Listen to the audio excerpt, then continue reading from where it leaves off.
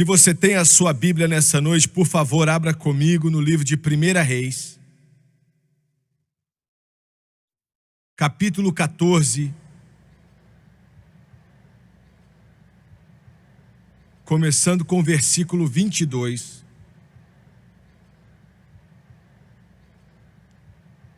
O que eu estou para ler nessa noite é uma passagem muito decepcionante, pois dá a história de um povo de Deus que já não servia mais a Deus e, consequentemente, sofreu julgamento e fez Judá o que era mal aos olhos do Senhor, e com os seus pecados que cometeram, provocaram-no a zelos mais do que todos os seus pais fizeram. 1 Reis 14, 22, e fez Judá o que era mal aos olhos do Senhor, e com os seus pecados que cometeram, provocaram-no a zelos, mais do que todos os seus pais fizeram, porque também eles edificaram altos e estátuas e imagens de Aserá sobre todo o alto outeiro e debaixo de toda a árvore verde. Havia também sodomitas na terra. Fizeram conforme a todas as abominações dos povos que o Senhor tinha expulsado de diante dos filhos de Israel. Ora, sucedeu que no 5º ano do rei Roboão, Sisaque, rei do Egito, subiu contra Jerusalém e tomou os tesouros da casa do Senhor e os tesouros da casa do rei, e levou tudo. Também tomou todos os escudos de ouro que Salomão tinha feito. E em lugar deles fez o rei Roboão escudos de bronze, de cobre, e os entregou nas mãos dos chefes da guarda que guardavam a porta da casa do rei. E todas as vezes que o rei entrava na casa do Senhor, os da guarda os levavam e depois os tornavam à câmara da guarda. Eu quero usar como tópico, nessa noite, tirados do versículo 26 e 27, escudos de ouro e escudos de bronze. Algo que aconteceu há quase 3.000 anos atrás, eu acredito que esteja muito pertinente para nós hoje. E caracteriza e ilustra e até mesmo dogmatiza o que está acontecendo agora. Escudos de ouro e escudos de bronze. Abaixe sua cabeça, por favor. Pai, enquanto ministramos, pedimos no santo nome de Jesus que o Senhor nos ajude a dizer o que o Senhor quer que seja dito, da maneira que o Senhor quer que seja dito. Eu oro para que eu não venha violar de forma alguma, nem mesmo nas menores coisas, a tua palavra. Mas, Deus querido, que eu venha manejar com cuidado. Nós pedimos, unge essas pessoas para ouvir, para receber, para entender a tua palavra, e que nós venhamos a diminuir e que o Senhor sempre cresça. Eu peço no santo nome de Jesus, e todos dizem amém e amém.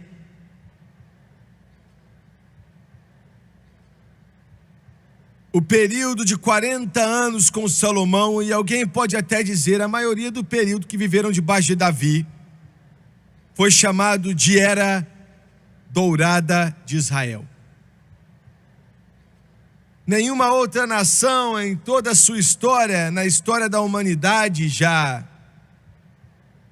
desfrutou de uma liberdade tão grande, uma prosperidade como Israel desfrutou nessa era dourada. A maioria ou uma grande porcentagem do ouro e da prata no planeta ia diretamente para Jerusalém. A Bíblia diz que a prata era como pedra no chão por causa da abundância dela, e eles nem contavam, nem sabiam o total dela ali. O ouro era tão abundante que havia uma era de prosperidade, uma era de abundância que nenhuma outra nação ou povo já conheceu. E foi como se Deus tivesse mostrado a Israel e ao mundo o que poderia acontecer e o que poderia ter acontecido se um povo adorasse a Ele e servisse a Ele.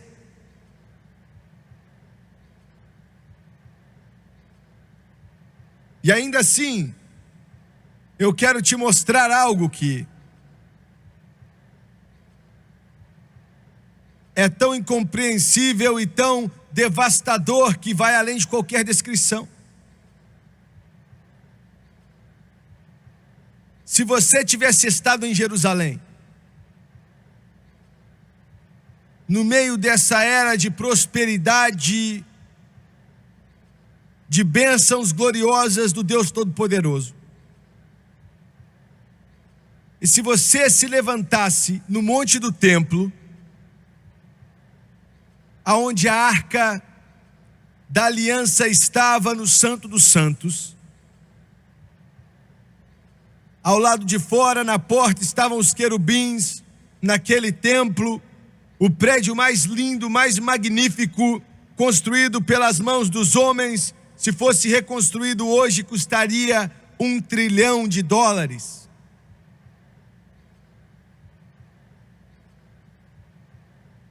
Você teria entrado no santo lugar e você veria, vindo ali do Santo dos Santos, à sua direita estaria o candelabro de ouro. À sua esquerda estaria a mesa de pães ázimos. E imediatamente atrás de você, perto do grande querubim que estava guardando o Santo dos Santos, você veria o altar do incenso.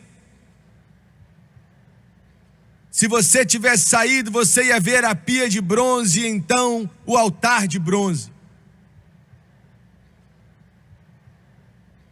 Mas o que seria mais devastador seria aquela fumaça que estaria saindo do Monte das Oliveiras. Porque no Monte das Oliveiras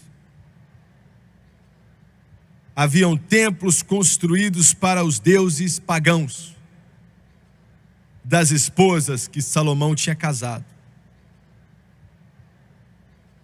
Baal, Beuzebu, Moloque.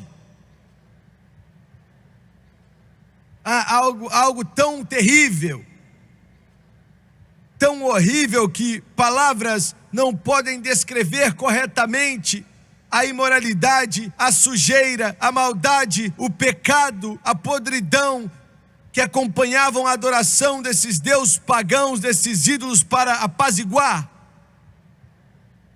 suas esposas pagãs. E é incompreensível, isso me deixa sem entender como ele pôde fazer aquilo.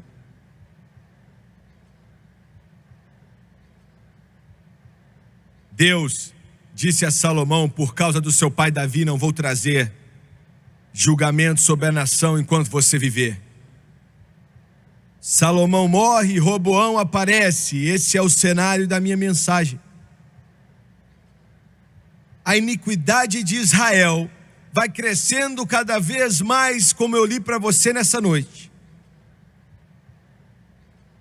Adoração a ídolos, com toda a sua imoralidade e sujeira, começaram a literalmente estrangular a terra até a morte. Sodomitas na terra, é o que a Bíblia diz.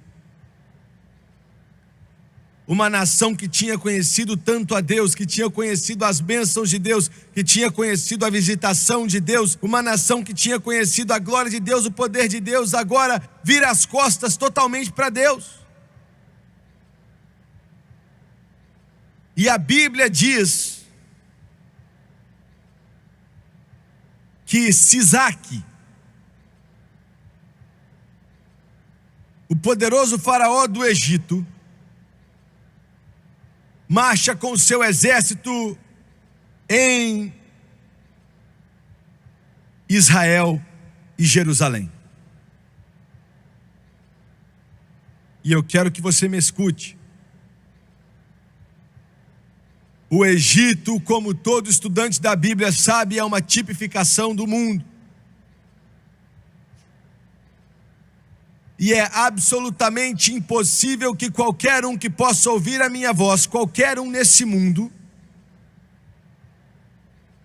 possa viver nesse mundo sem os cativeiros das trevas te prendendo e finalmente te destruindo, a não ser que você entregue totalmente o seu caminho ao Senhor.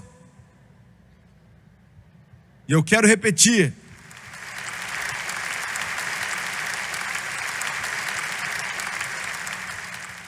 O Egito, e eu não estou falando da terra presente do Egito, estou falando do Egito como um tipo do mundo. Não há uma maneira de vencer, não há uma maneira de passar por isso sem que o cativeiro, sem que as trevas, sem que os poderes do inferno venham sobre você, a não ser que você permaneça perto de Deus.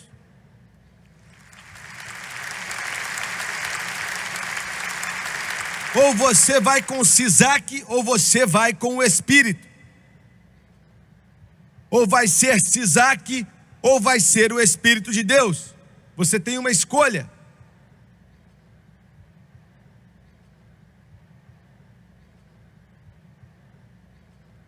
O Egito veio. E Satanás sempre vem para matar, para roubar e para destruir. Ele vem para quebrar o seu lar, ele vem para tirar a virgindade da garota, ele vem para destruir a força do jovem, ele vem para prender com drogas, com álcool, com perdição, com todo o poder do inferno. E sozinho você não pode vencê-lo. Você está me ouvindo? Você não tem como vencer isso. Se você pensa que você pode vencê-lo, se você pensa que você pode chegar perto da linha e de alguma forma não se juntar àquilo, você é um tolo.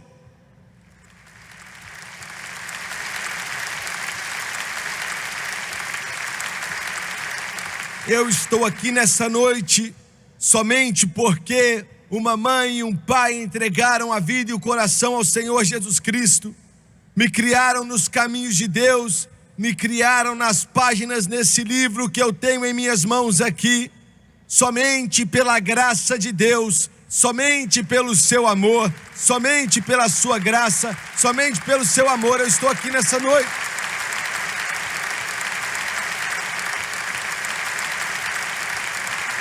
Se não fosse por ele, nessa noite eu estaria em algum tipo de boate cheia de fumaça e com garrafas de cachaça em cima do piano, com as luzes baixas e todo tipo de sujeira. Eu sei do que eu estou falando acontecendo ali. Eu estaria preso pelo álcool, preso pelas drogas, mas ao invés disso, eu estou aqui salvo pelo sangue de Jesus, cheio do Espírito Santo, de cabeça em pé e servindo o Rei dos Reis e Senhor dos Senhores. Ou é o Sisaque, ou é o espírito do mundo, ou de Deus quer dizer.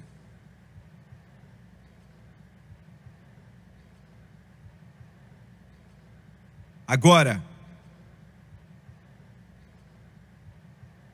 em João, o grande apóstolo do amor disse essas palavras. 1 João 2, 15 ao 17, ele disse: não amem ao mundo, nem as coisas do mundo. Se alguém ama o mundo, o amor do Pai não está nele. Porque tudo que há no mundo, a concupiscência da carne, a concupiscência dos olhos e a soberba da vida. Você está me ouvindo? Tudo que está no mundo, a concupiscência da carne, a concupiscência dos olhos e a soberba da vida, não é do Pai, mas do mundo.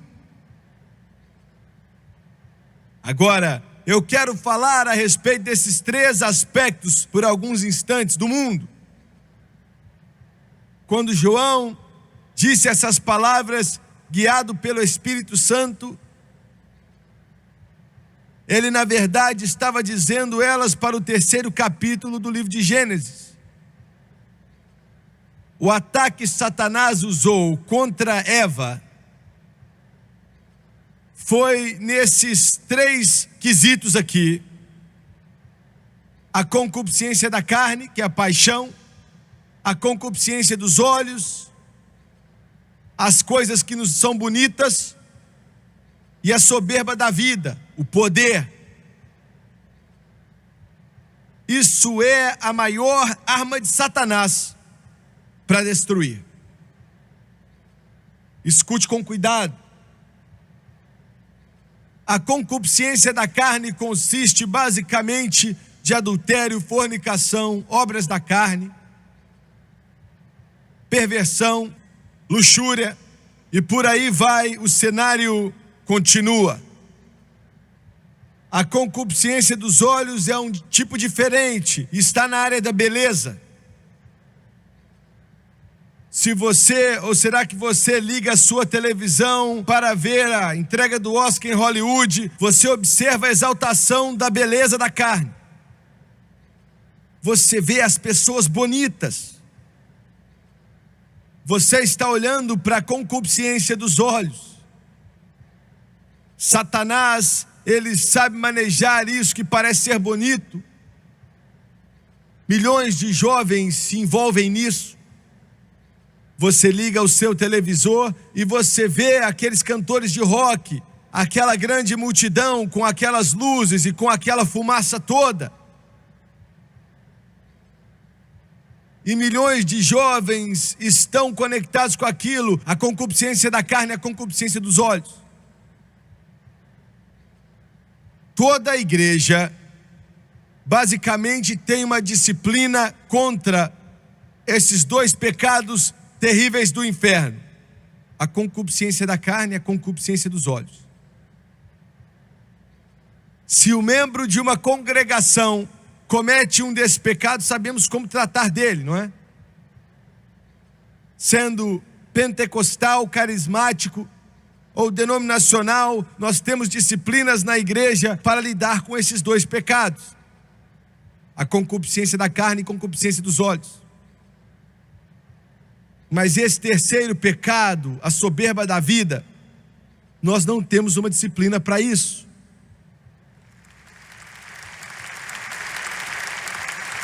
Você está me entendendo? Ninguém sabe como lidar com isso. Eu te digo por quê. A concupiscência da carne e dos olhos é um pecado que só desce. Quando a pessoa comete adultério, ele começa a descer cada vez mais. Quando uma pessoa se torna um alcoólatra, aquela pessoa, a vida dela piora, com as drogas também. E por aí vai, só piora. São pecados que fazem a vida piorar. Sabemos como lidar com isso. Mas a soberba da vida é um pecado que te leva para o alto. O que você quer dizer com isso? Um pecado que te leva para o alto. É o que Satanás propôs para Eva no jardim do Éden. Ele usou de tudo, mas essa foi sua jogada mestre. Esse foi o anzol. Foi isso que ele usou para puxar Eva. E é o que ele está usando hoje em círculos carismáticos e pentecostais. Ele diz: se você fizer isso que eu estou te sugerindo, você será como Deus. Entendeu? Está entendendo? Você vai ser como Deus. Deus com D minúsculo, deuses. Isso é tão importante que eu quero repetir mais devagar. Seu gancho, seu golpe final Para ela, depois que ele introduziu a concupiscência da carne e dos olhos, foi a soberba da vida, porque vai te fazer melhor, vai te fazer alguém mais maravilhoso, vai fazer de você alguém mais glorioso, você vai ter um conhecimento superior. De alguma forma, naquela mente dela, isso funcionou. Vocês serão como deuses. Hoje em dia, em círculos carismáticos e pentecostais, essa é a tática que Satanás está usando, e eu sei do que eu estou falando. Há 3 anos atrás,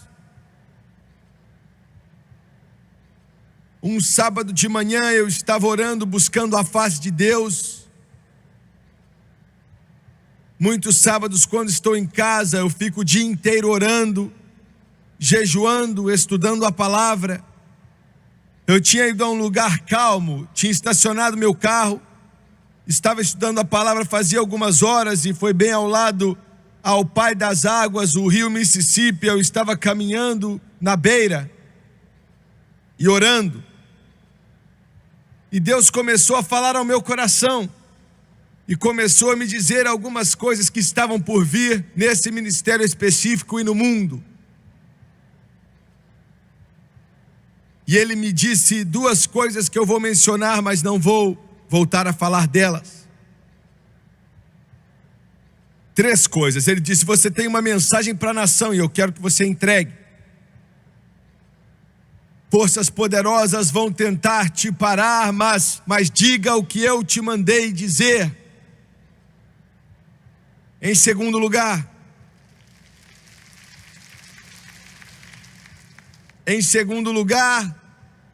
você tem uma mensagem para a Igreja Católica. Diga aos católicos que eu os amo, mas diga a eles que eles, com seus sacramentos, suas ordenanças, suas tradições, eles não podem ser salvos assim, eles precisam confiar somente em Jesus Cristo.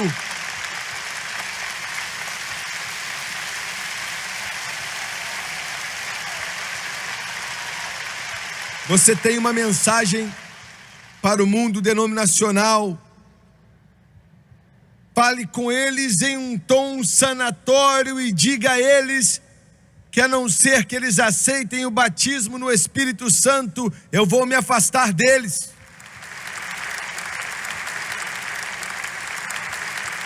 Diga a eles que eu vou derramar do meu Espírito sobre toda a carne.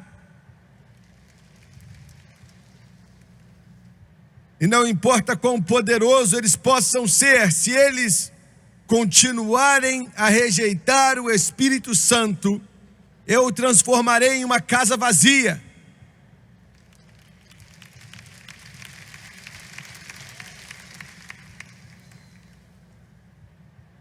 Então ele me disse a 4ª coisa.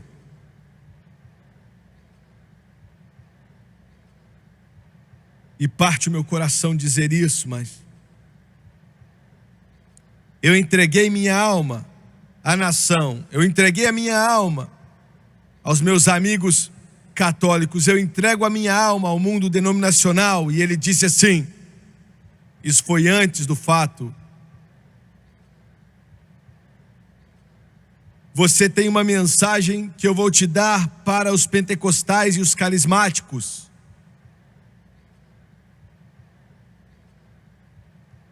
A oposição vai ser forte de poderes daqui dessa nação contra essa mensagem e de hierarquia católica em relação a essa mensagem e do mundo denominacional. A menor oposição vai vir do mundo denominacional. E tem sido assim mesmo. Mas ele disse: você vai receber uma maior oposição do que a de todas as outras juntas, uma oposição tão forte que se eu não te proteger com os meus braços de amor, você não seria capaz de permanecer.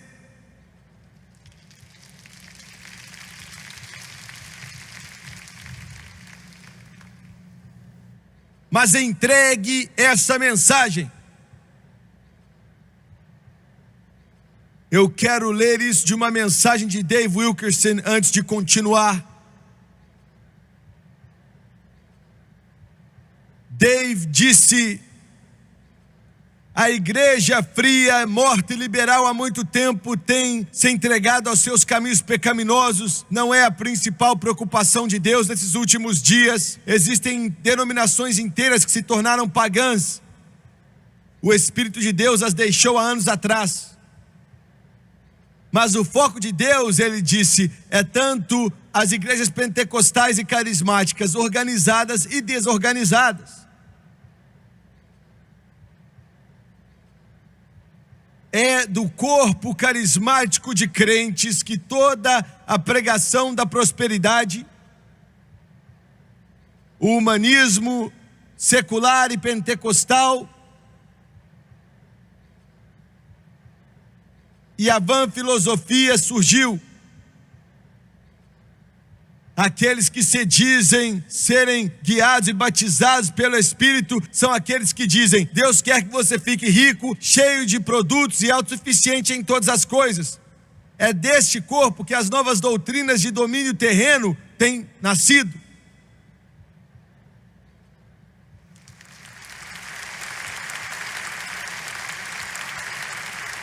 Ele passou a dizer: eu tenho sido um pregador carismático por mais de 30 anos e posso dizer como Paulo, eu falo em língua mais do que todos vocês, mas eu sofro com as seduções e falsas doutrinas que agora estão varrendo tantos crentes carismáticos sem discernimento. Multidões estão sendo enganados, iludidos, encantados por todo tipo de doutrina de demônio.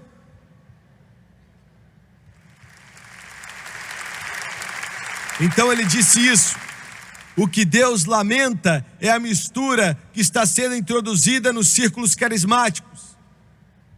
Quero dizer isso outra vez: o que Deus odeia é a mistura que está sendo introduzida em círculos carismáticos. A mistura é sinônimo de mornidão.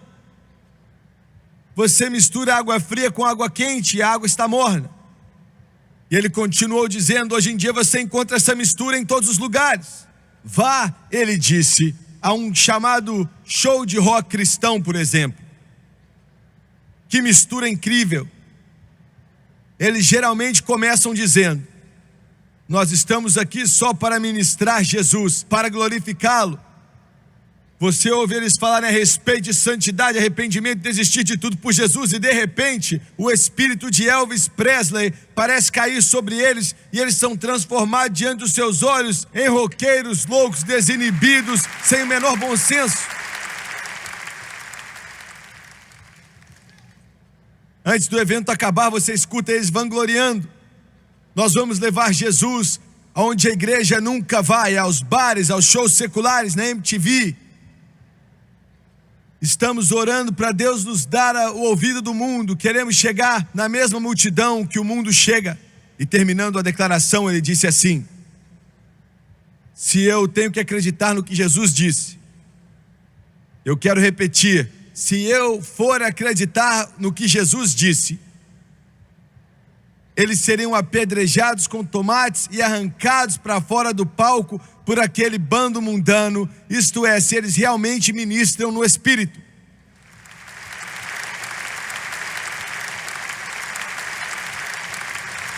Quanto mais eles cantam para Jesus, mais eles seriam odiados e desprezados.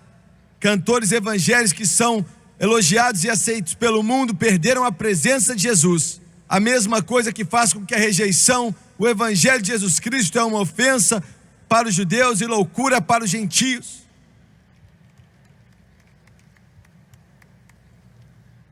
A soberba da vida, o pecado das igrejas pentecostais e carismáticas, que está na televisão e nas igrejas, com a liderança quase que impotente para tentar consertar. Pensamento de possibilidades, o poder do pensamento positivo, pecados que vão para cima,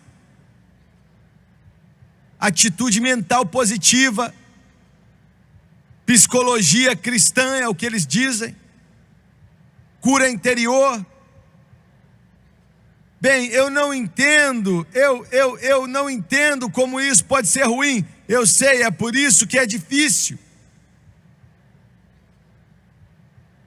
É porque é a soberba da vida e leva a igreja para longe da cruz de Jesus Cristo.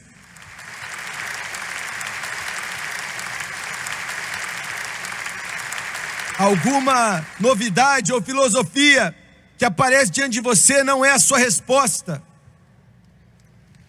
A sua resposta é a cruz de Cristo, totalmente, absolutamente, completamente.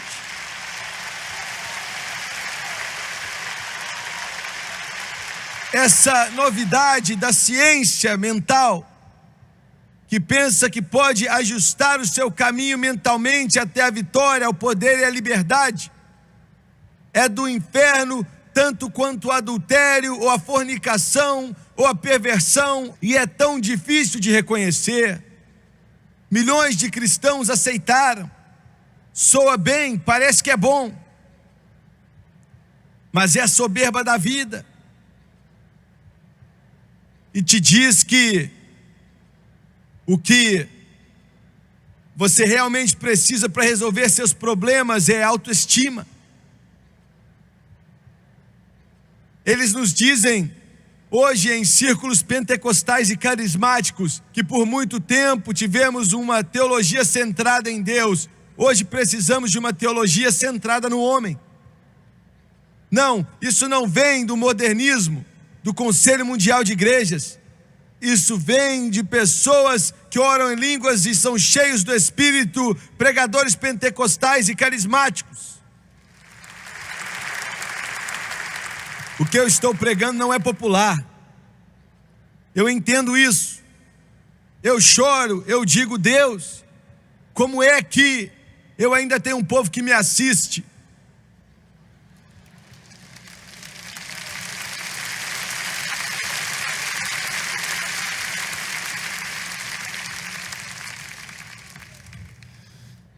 Eu só tenho uma mensagem para você nessa noite, uma mensagem para você me assistindo. Se você está no Japão, ou no Brasil, ou na Guatemala, ou nas Filipinas, ou no leste europeu, ou na África, ou na América do Sul, ou você está aqui nos Estados Unidos, ou no Canadá, ou no México, uma mensagem. Eu não te dou uma novidadezinha. Eu não trago a você uma vã filosofia. Eu não te entrego como as pessoas chegam a Deus hoje em dia. Eu te levo até o Calvário, aonde o sangue fluiu naquele monte, aonde Jesus Cristo pisou a cabeça de Satanás, aonde ele venceu sobre todo o pecado, sobre todo o cativeiro das trevas, sobre todo o cativeiro do inferno. Paulo diz que eu me glorio na cruz.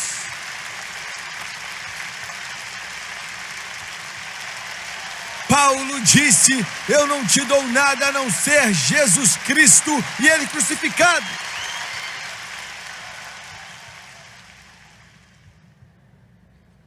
Você está me entendendo? Não há outra mensagem.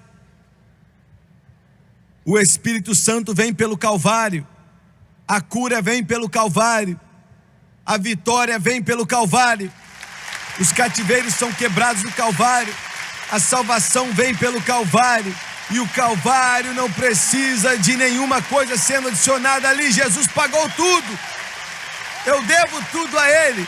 O pecado tinha deixado uma mancha, mas Ele me lavou branco como a neve.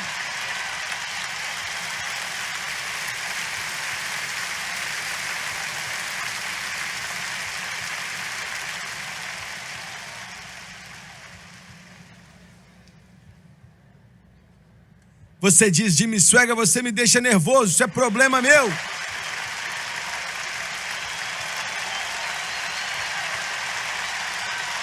Você não precisa de um psicólogo cristão. Você precisa voltar àqueles altares de antigamente e deitar ali diante de Deus até que o céu venha sobre a sua alma e a glória de Deus toque o seu coração e o Espírito Santo te limpe e te deixe limpinho e você seja transformado pelo poder do Deus Todo-Poderoso e todo diabo saia correndo. Essa é a sua resposta, sempre foi sua resposta e a sua resposta hoje sempre vai ser a sua resposta.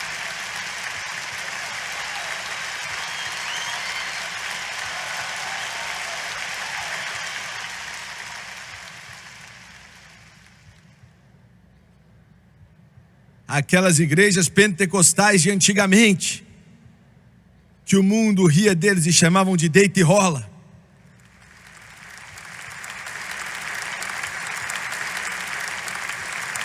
De fanáticos.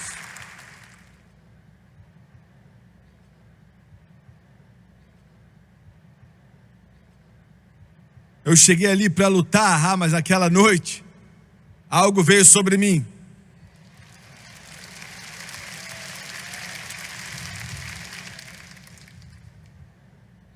Sabe, quando eu era um garoto me perguntavam qual era a minha igreja. Eu sabia que quando eu dissesse a eles o que eles iam dizer, eles iam rir e dizer: você deita e rola.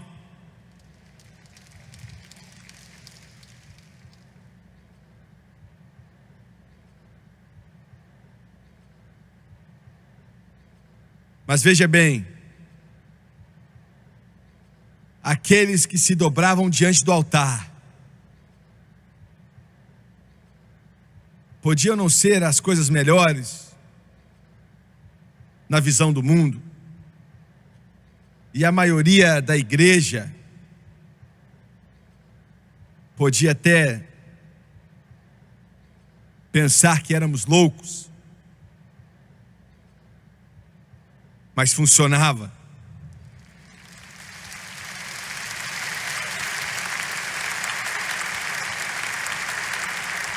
Quando paramos de fazer isso, então começamos a expulsar demônios de cristãos. Nós não sabíamos o que aconteceu. De repente os cristãos estavam como demônio. Então pensamos: bem, tem algo de errado aqui, então precisa ser que os cristãos podem estar possessos pelo demônio. E começamos a expulsar demônios de cristãos. E uma semana depois eles voltavam com outro. E tudo que eles precisavam era orar em um altar até que o céu enchesse a alma deles e a glória enchia o coração deles.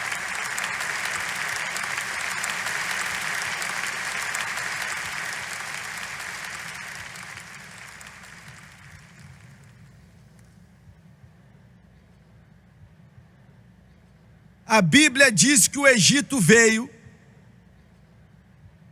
e eles levaram os tesouros.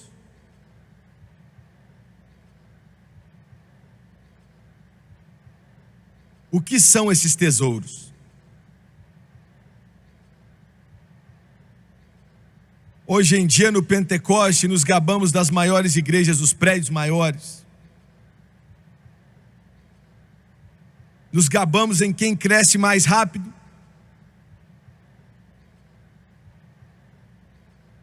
E a vergonha é o seguinte: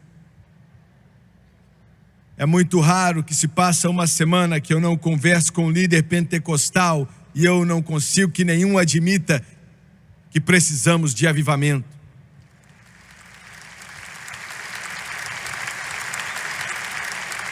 Meu irmão, eu não falei com ninguém da sua igreja, então não posso falar da sua igreja, mas na igreja da qual eu falo, todos com quem eu conversei dizem que tudo está maravilhoso. Quando na realidade estamos miseráveis, somos pobres, cegos e nus.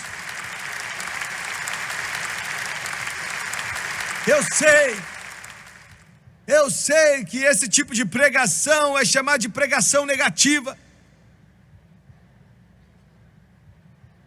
Mas eu não sou responsável, eu sou apenas o mensageiro.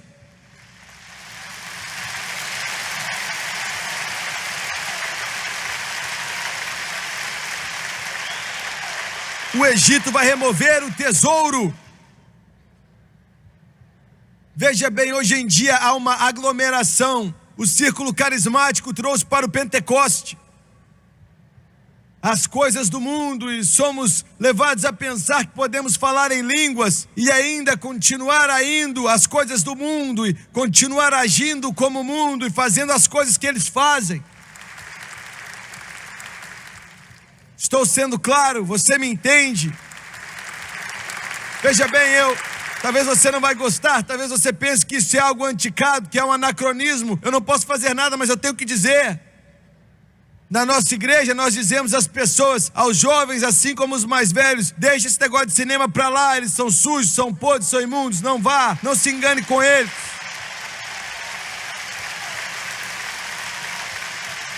Eu fico com raiva quando eu pego uma revista e algum escritor pentecostal está criticando filmes. Aqui vai a minha crítica: não assista nenhum, é tudo sujo, é tudo podre, é tudo do mundo. Eu implorei com a superintendente do distrito nesta semana.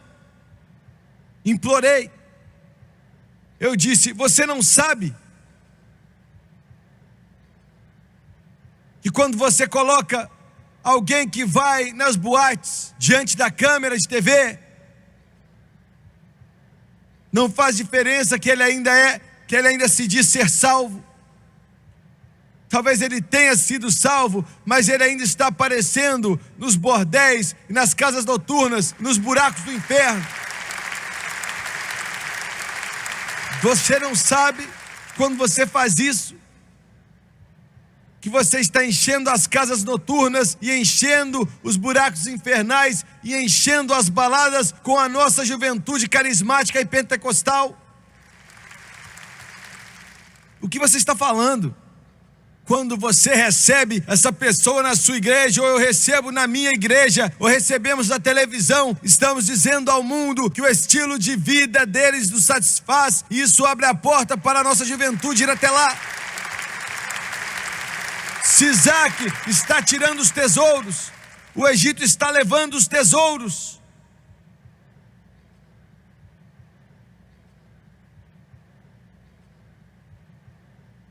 Ela disse: eu nunca tinha pensado nisso. Deus nos livre. Uma superintendente que nunca pensou nisso. Deus me livre. Um líder pentecostal que nunca pensou nisso.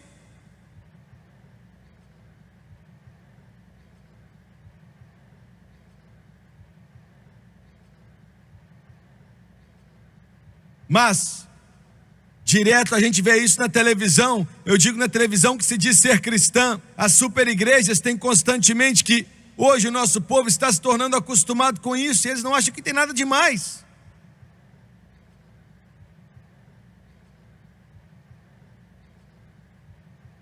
Vocês estão entendendo o que eu estou dizendo?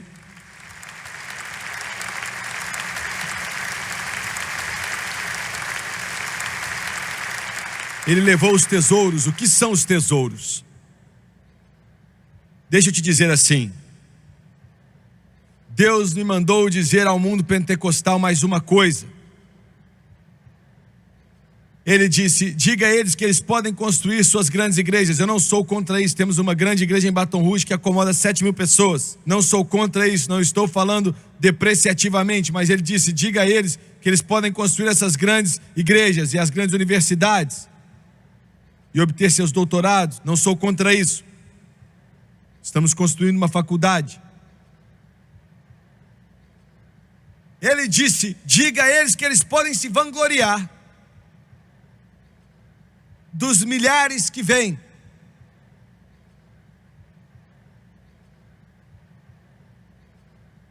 Mas diga a eles que eles têm apenas uma coisa que realmente é de valor. Não os doutorados, não os prédios que valem milhões e milhões e milhões de dólares, não o talento, não a habilidade, não o carisma, não a personalidade. Mas diga a eles que eles só têm uma coisa. O mundo denominacional está a milhas distante na frente da igreja pentecostal de várias formas. nós só temos um poder, e é o poder do Espírito Santo. O poder do Espírito Santo que pode libertar o cativo, o poder do Espírito Santo. Eu derramarei do meu Espírito. Essa é a nossa força, esse é nosso poder, essa é a nossa unção e nossa esperança hoje.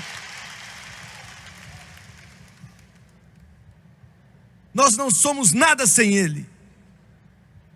Nada.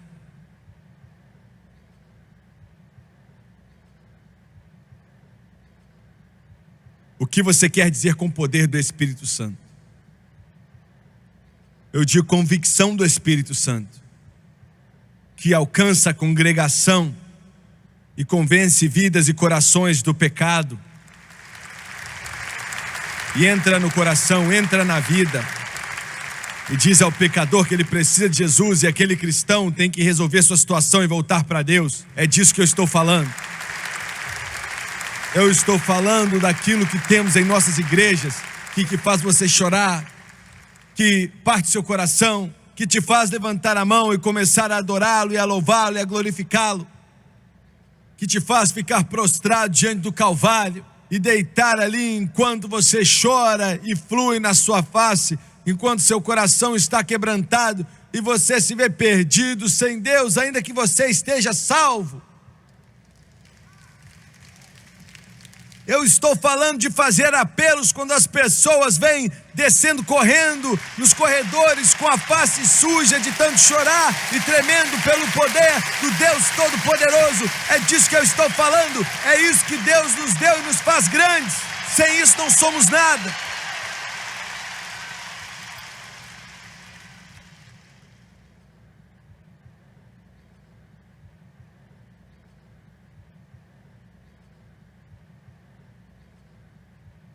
Os tesouros é o fluir do Espírito, o poder do Espírito de convencer, a unção do Espírito e santidade. Santidade, santidade, santidade.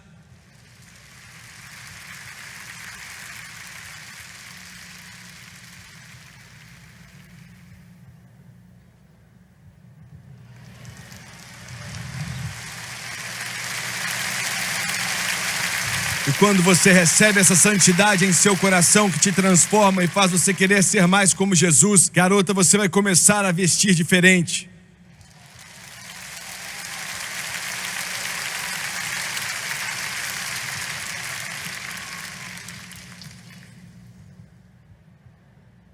Você toma cuidado aonde você vai, o que você diz, limpa sua boca. Isso entra no seu bolso.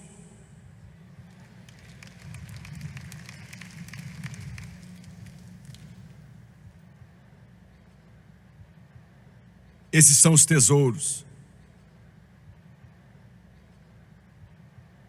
A Bíblia diz que Sisaque levou os escudos de ouro. O ouro é uma tipificação de Deus, glória. Os levou. Os guardas do templo eram quem seguravam os escudos. Me escute. Quando o rei de Israel, quando Salomão e depois Roboão, e nunca mais houve outro, mas quando Salomão ia até o templo, ou subia até o altar de bronze, porque ele só podia ir até lá, os guardas com o escudo de ouro andavam ao lado dele, desde aonde ele morava até o altar de bronze. Sisaque os levou e deixou escudos de bronze que Roboão fez. 10. Os guardas agora tinham 10 ao lado de Roboão. Eu me pergunto, será que estamos aqui no Pentecoste? Eu me pergunto hoje, onde estão os guardas? Eu quero que você me escute com cuidado. Os guardas. É minha responsabilidade vigiar pela sua alma. É a responsabilidade deles vigiar pela sua alma. Guardas. Deus tem misericórdia da minha alma se eu não fizer isso. Escute o que eu estou para te dizer.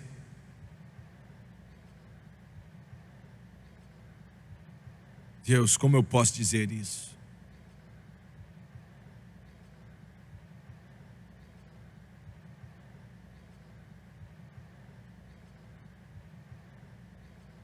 Aquele pastor, quero usar para vocês um exemplo, que é pastor de uma pequena igreja, se a maioria deles pregar contra o pecado, serão mandados embora.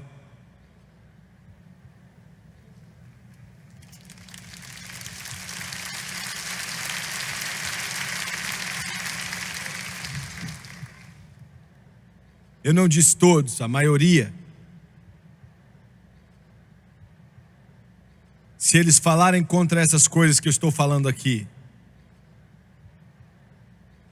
eles são mandados embora.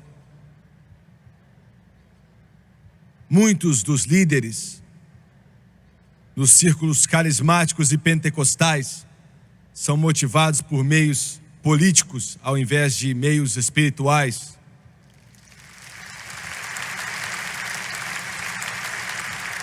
Eu implorei com o líder outro dia, não aquele que eu estava falando, mas eu implorei com esse líder. Eu implorei com ele, eu pedi, eu falei, por favor, diga alguma coisa. Por favor, diga algo. Tome uma posição.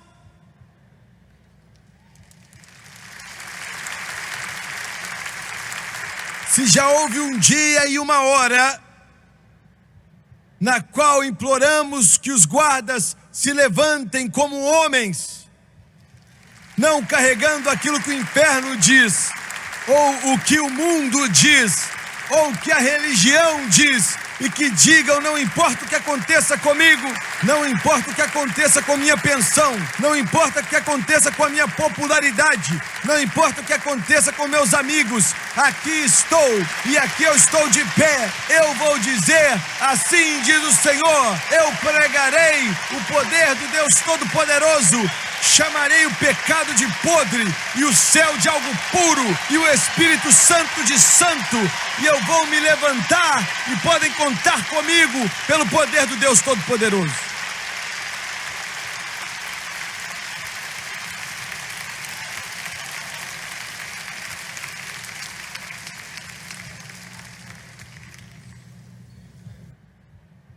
Deus me ajude. Deus me ajude. Eu ligo naquilo que eles chamam de canal cristão. E os batistas estão pregando o evangelho. E os pentecostais estão ensinando pessoas a ficarem ricas.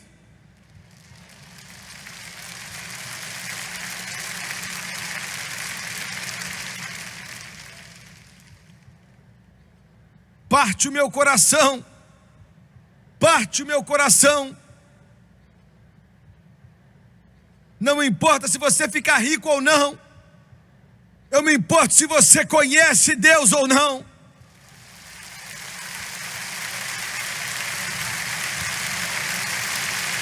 Eu não estou nem aí se você é um sucesso ou não. Eu estou aí para saber se você está salvo ou não.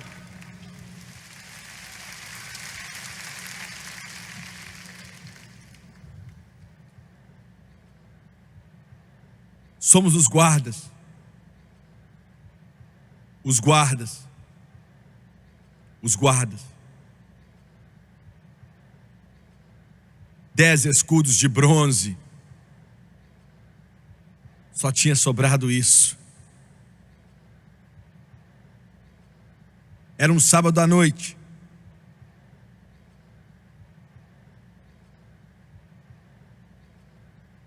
Eu estava em um culto no oeste do Texas. Tínhamos ido para, não sei, 3 ou 4 semanas. Tínhamos tido bons cultos. E uma mulher de idade veio até mim depois, na verdade, naquele sábado à tarde. Nós não tivemos culto naquele sábado à noite. E por alguma razão voltamos até a igreja meio tarde com o pastor. E ela estava lá. Seu cabelo era branco como a neve. Ela tinha entre 70 e 80 anos de idade. Ela estava orando. Essa é a força de nossas igrejas. Ela veio até mim e ela estava chorando e ela disse: por favor, não termine o culto amanhã à noite. Tinha sido anunciado que era o último. Eu disse: irmã, a menos que Deus especificamente diga algo diferente, eu não tenho uma escolha, eu estou aberto a Ele. Mas por que você está pedindo isso dessa maneira? E ela disse: é o meu marido. Estamos casados, ela disse, já faz 50 anos. Ele viveu a vida mais perversa que um homem pode viver. Só Deus sabe as noites que eu ia para a igreja, voltava e a casa estava trancada. E eu não tinha como entrar. E eu tinha que ir para a casa de uma amiga e passar a noite lá. Só o Senhor sabe quantas vezes Ele me bateu. Ele amaldiçoa Deus. Só Deus sabe quantas vezes. E pela primeira vez na vida dele, ele veio à igreja e foi nesse encontro. Eu vejo uma mudança nele.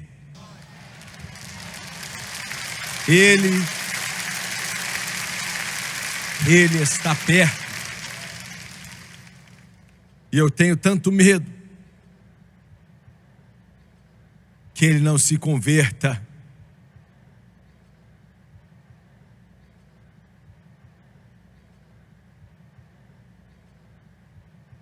Naquele domingo à noite, 24 horas depois, eu preguei o meu melhor. E foi uma daquelas noites quando a poderosa convicção do Espírito Santo varreu o lugar. O lugar estava cheio, não era um lugar grande, mas estava lotado. Ele estava sentado, eu não sabia, mas descobri depois. Ele estava sentado mais ou menos na terceira fileira do meu lado direito. Eu olhei para ele e eu reconheci. E de repente, Deus, o Espírito Santo, o xerife do céu, colocou a mão no coração dele.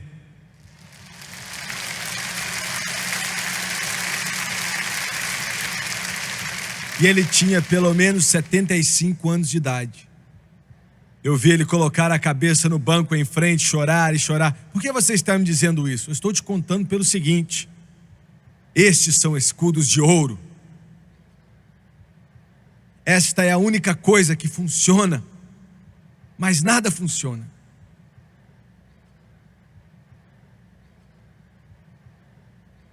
Eu disse a eles para cantar mais uma vez. E eu apelei especialmente a ele. Eu disse: Deus está falando ao seu coração. É isso aqui, ó. Venha. Com 75 anos de idade, cabeça branca, ele se levantou, depois de amaldiçoar a Deus por mais de meio século, e caminhou naquele corredor, se ajoelhou bem aqui.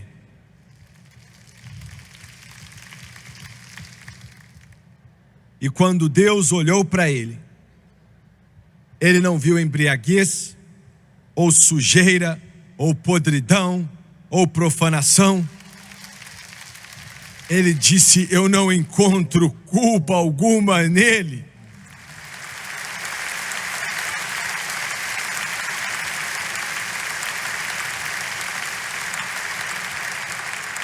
Por quê? Por quê? Por quê? Porque ele o viu através do sangue derramado de seu Filho, Jesus Cristo. Se você está aqui nessa noite e você já bebeu álcool suficiente para flutuar um navio, você pode levantar a sua cabeça e endireitar os seus ombros e olhar na face de Deus sem piscar, porque o sangue de Jesus Cristo purifica de todo pecado.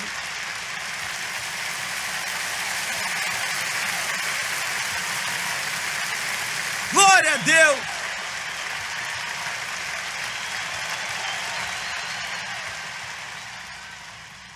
E eu vi a esposa dele vindo até ele. Eu observei aquela velha alma abraçá-lo. Eu nunca vi uma visão mais bela em toda a minha vida. Eu já vi o melhor que Hollywood tem para mostrar. A sua exposição de carne feia coberta por Max Factor.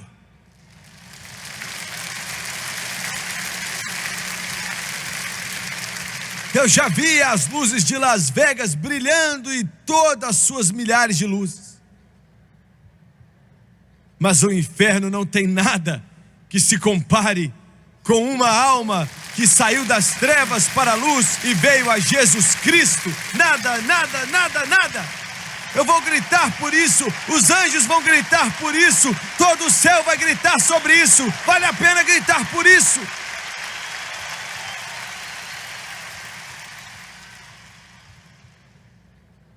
Se eu sou muito emocional para as suas sensibilidades delicadas,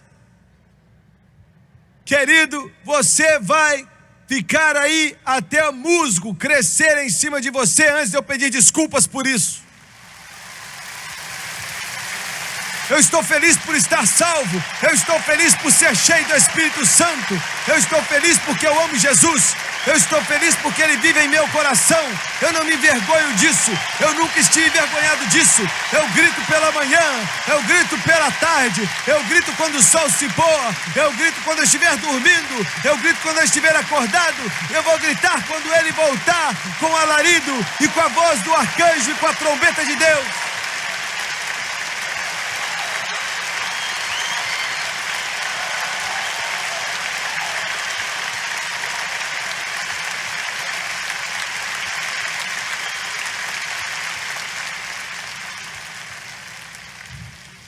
Me deixa chateado ver cristãos pentecostais olhando para uma televisão gritando por causa de algum jogo qualquer.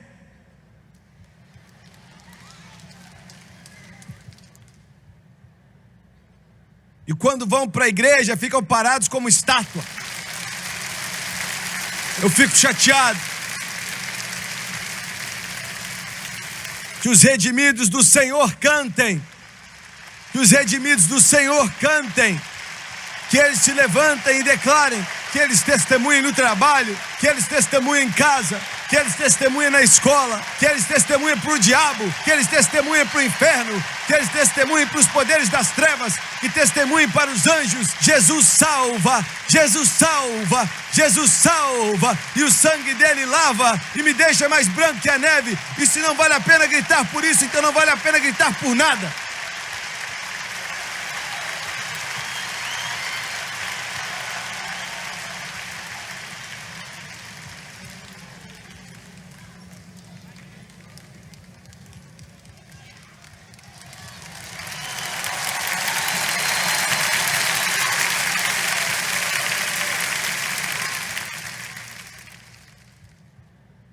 Eu já estou tão cansado de pregadores falando para você que o que você sente não tem nada a ver com o que você tem.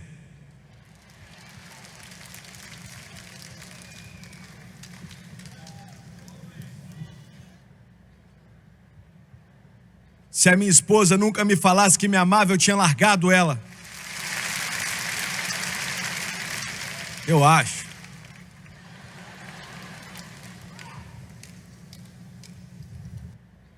E eu vi aquele homem e aquela mulher se abraçarem. 75 anos o inferno falou: ele é meu. Mas com Deus todas as coisas são possíveis.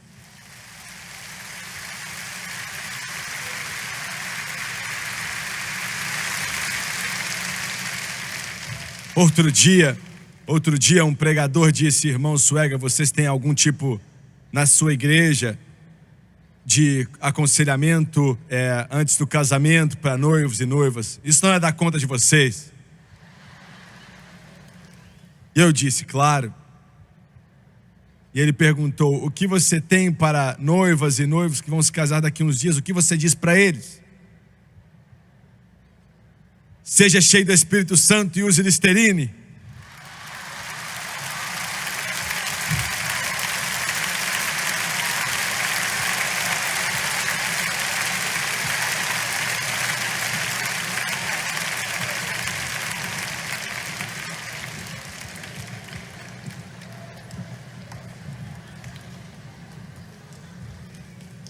Eu não sei algo que é melhor que isso. Eu não conheço nada que seja melhor do que isso. Terminamos o culto. Eu fui para Houston para uma outra série de cultos que durou 4 semanas, eu acho. Fui para casa, para Baton Rouge. Estava lendo minhas cartas que não tinham chegado para mim nos últimos dias. Encontrei a carta do oeste do Texas. E eu abri. E era daquela mulher da cabeça branca. Com 70, 72 anos de idade, ela disse: irmão Swagger, enquanto escrevo isso, escrevo com vitória.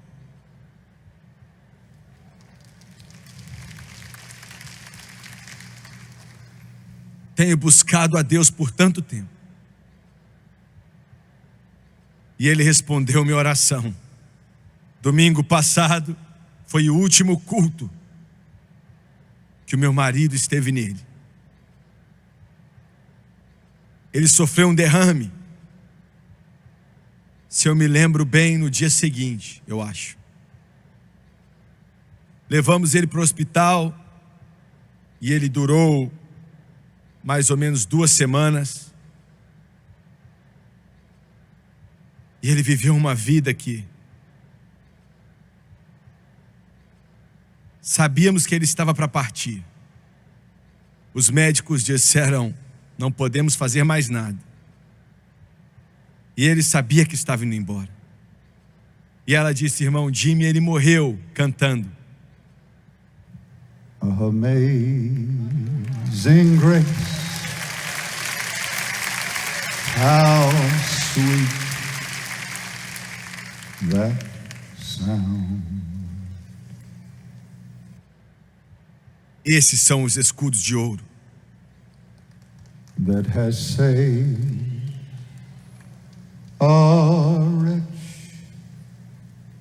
like me.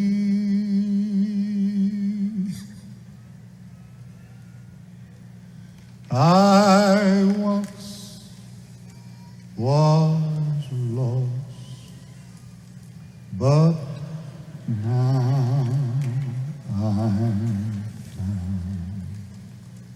Was blind, but now I see. When we've been there 10,000 years, bright shining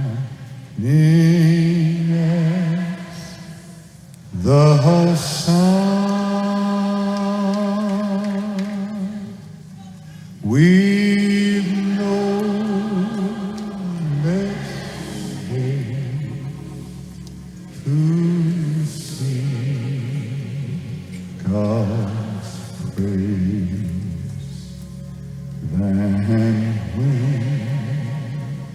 we first began.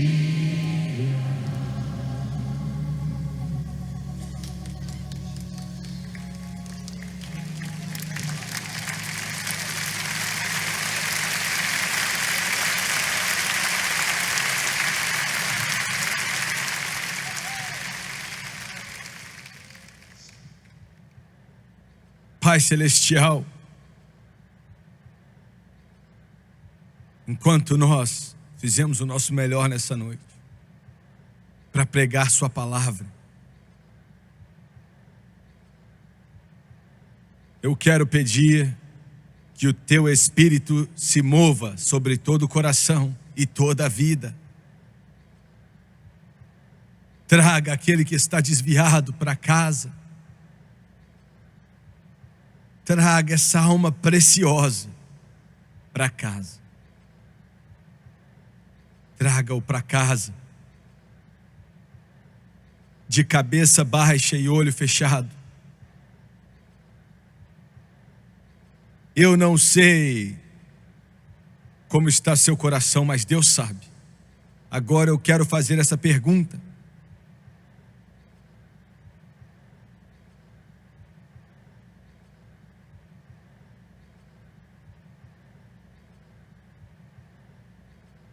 Se você fosse ficar diante de Deus hoje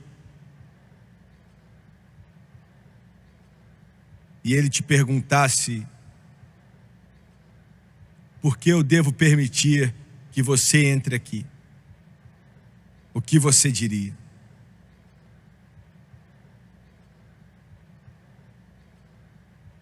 Se você morresse agora, Deus me livre,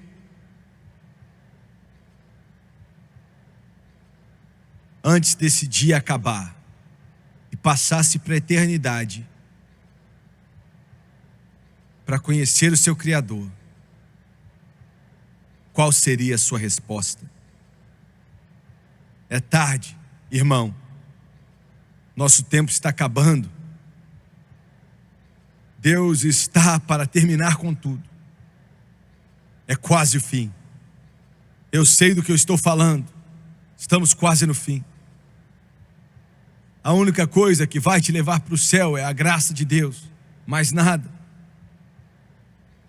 Quantos aqui nesse centro, nesse coliseu maravilhoso, dizem Jimmy Swaggart: eu não estou vivendo corretamente. E eu vou repetir: eu não estou vivendo corretamente. Eu preciso de oração e preciso de Deus. Você pode levantar sua mão. Eu não vou te envergonhar. Por favor, ore por mim, irmão Swaggart. Lá em cima, por favor, levante sua mão rapidamente. Obrigado, obrigado. Muito bem, aqui nas arquibancadas, continue levantando suas mãos aí. Centenas e centenas e centenas que precisam de oração e não estão vivendo bem. Até lá atrás, levante a mão, por favor. Muito obrigado. Aqui à direita, muito obrigado. Eu preciso de oração, não estou vivendo bem. Ore por mim. Eu quero que todos aqui, nessa noite, se levantem, por favor. Se levantem.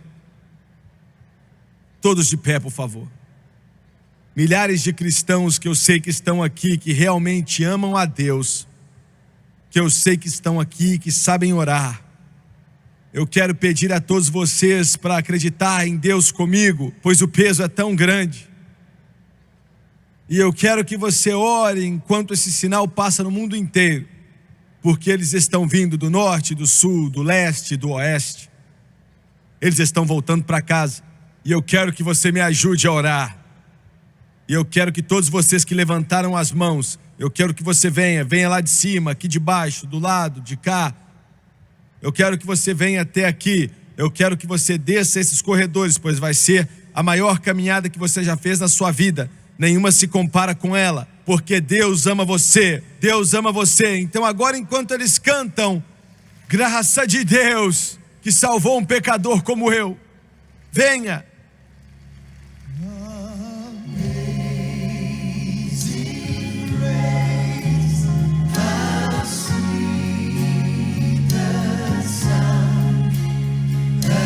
Say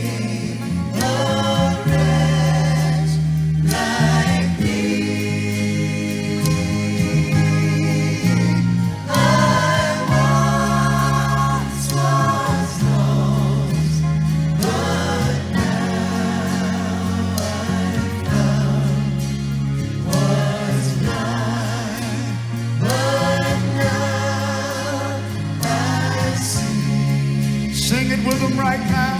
Sing it. Amazing grace, how sweet the sound that saved a wretch like me. We'll wait for you from the top of these bleachers.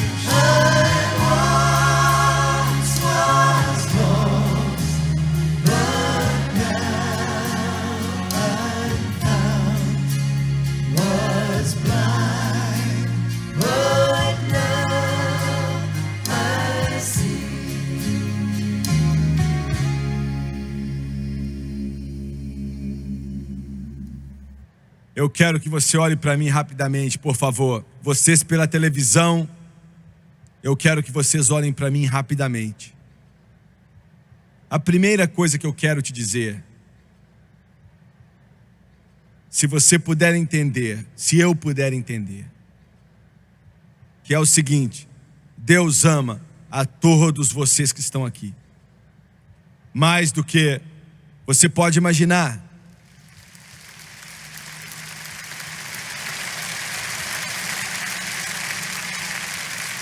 Deus é amor. Deus é amor. Em segundo lugar, daqui a alguns instantes lá no céu, sim, existe um céu, é um lugar verdadeiro. Os anjos vão começar a gritar.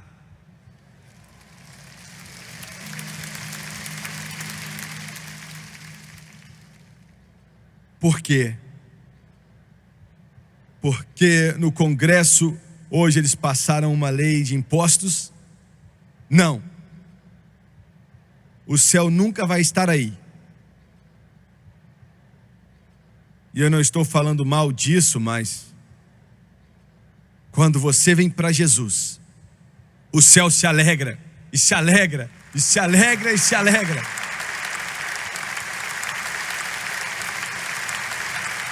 E eu vou orar, já orei com milhões de pessoas e quero orar com você. Eu quero que você repita comigo. E eu quero que você acredite de todo o seu coração. Esse é o melhor momento da sua vida. Nunca vai haver um outro como esse. Você vai passar da morte para a vida. Jesus chamou de nascer de novo. Abaixe a sua cabeça, por favor, e feche seus olhos. E vamos orar. Diga em alta voz e acredite de todo o seu coração: querido Deus do céu, eu venho a Ti, no nome do Teu Filho Jesus. Estou cansado do pecado. Eu peço o Seu perdão. Lava-me com o Teu sangue de toda iniquidade, de acordo com a Tua santa palavra. Romanos capítulo 10. Com a minha boca eu confesso o Senhor Jesus, e em meu coração eu acredito que Deus ressuscitou a Jesus dentre os mortos e que Ele está vivo.